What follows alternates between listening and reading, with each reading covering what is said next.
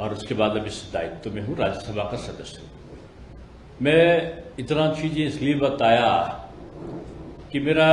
हरियाणा में, राजस्थान में, मध्य प्रदेश में, अभी मैं तमिलनाडु, उससे पहले बंगाल, तमाम जगहों का मेरे दौरा, प्रवास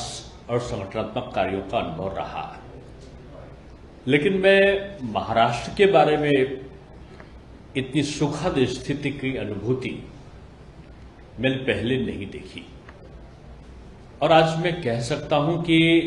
वर्तमान परिस्थितियों में जो लोकसभा चुनाव हमारे 3, 4, 5 चरणों में हैं, उनके बाद जब 111वीं मन की बात माननीय प्रधानमंत्री तीसरी बार प्रधानमंत्री बनने के बाद करेंगे, उससे पहले ही महाराष्ट्र में ये जो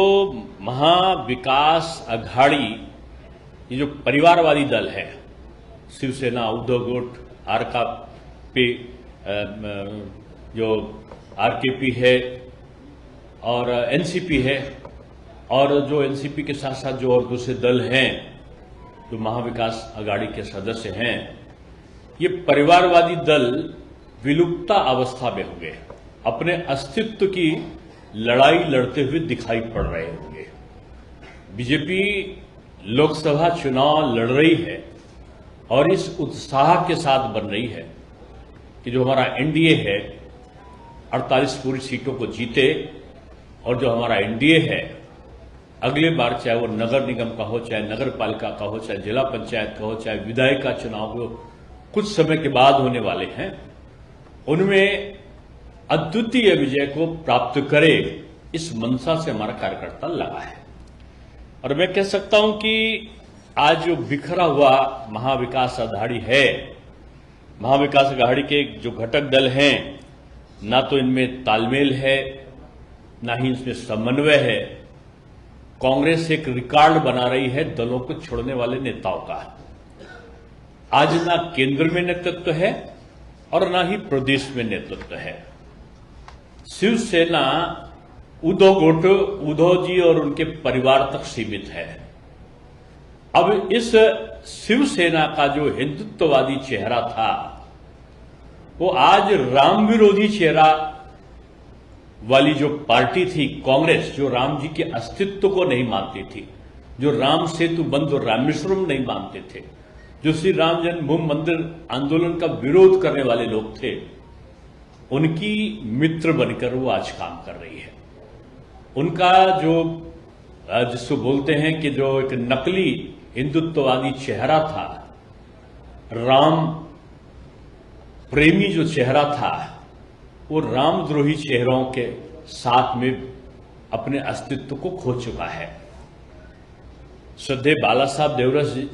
साहब ठाकरे जी की जो एक संकल्पना थी, जो एक उनका कार्य था, कांग्रेस के बारे में उनका मंतव्य था कि जिंदगी भर उनसे हमारा तालमेल नहीं हो सकता, क्योंकि उनकी नीति नीयत दोनों में खोट है। आज उद्धव जी ने जनता के साथ में धोखा किया, जीते भाजपा के साथ में, और भाजपा ने आदरणीय बाला साहब ठाकरे जी का सम्मान करते हुए उद्धव जी को न केवल संरक्षण देते हुए बल्कि एक अपनी बहुल सीटें होते हुए देने का काम किया, और उनके साथ एब्सोल्यूट मेजॉरिटी जनता ने दी। और उन्होंने अवसरवादी और परिवारवादी दलों के साथ, जो राम का विरोध करने वाले लोग हैं, जो अंबेडकर का विरोध करने वाले लोग थे, उनके साथ उन्होंने सरकार बनाकर एक प्रकार से जनता के साथ में धोखा किया। आज प्रकाश अंबेडकर जी भी इनका साथ छोड़ रहे हैं। मुझको लगता है देर आए दुरुस्त आए, क्योंकि जहां अपनी ढपुली अपना अपना राग है, कि आज शायद मैं समझता हूं सबसे ज्यादा प्रसन्न पूज्य अंबेडकर जी की जो आत्मा है वो आज प्रसन्न होगी। यही कांग्रेस है जिसने अंबेडकर जी को संसद न पहुंच पावे, इसके लिए पूरी ताकत लगाकर 2 बार नेहरू जी वाली कांग्रेस ने इनको 2 बार अंबेडकर जी को, बाबा साहब भीमराव अंबेडकर को हराया था। और प्रकाश अंबेडकर जी ने आज शायद सही फैसला लिया है कि अंबेडकर का विरोध करने वालों के साथ में अंबेडकर जी के बेटे तो नहीं रह सकते और अंबेडकर जी को मानने वाले भी नहीं रह सकते। आज वंचित, दलित, पिछड़ा, आज समाज का हर वर्ग कांग्रेस की नीतियों को पहचान चुका है और मैं समझता हूं पतझड़ आने वाला है। जैसे अभी गर्मी के शुरुआत में ही अभी होली के बाद पतझड़ शुरू हो जाता है, पेड़ के पत्ते गिरने लगते हैं और एक पेड़ सूखा हो जाता है। वैसे ही ये राकापा जो एनसीपी है, एनसीपी में आदरणीय पवार साहब,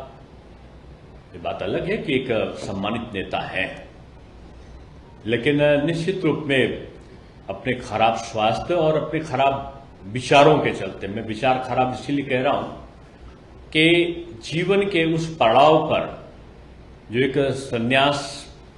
प्रस्थ अवस्था है जिसको कह सकते हैं, उस पर वो उन्होंने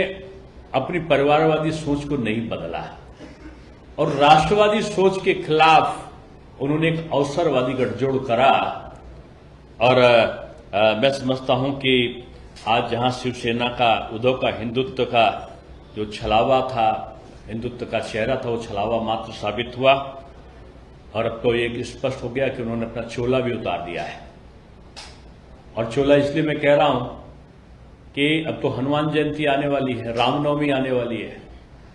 ये वही उद्धव जी की सरकार थी जब हनुमान चालीसा का पाठ करने पर लोगों पर मुकदमे लग गए थे।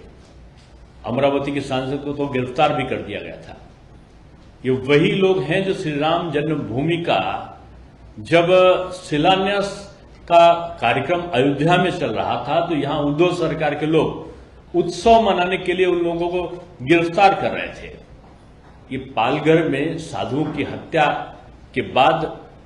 जो दोषी तत्व हैं उनको प्रश्रय देने वाले लोग थे और झूठे मुकदमे में तमाम लोगों को न केवल गिरफ्तार करने के बाद बल्कि कोविड ऐसे समय पर भी किसी ने तो खिचड़ी के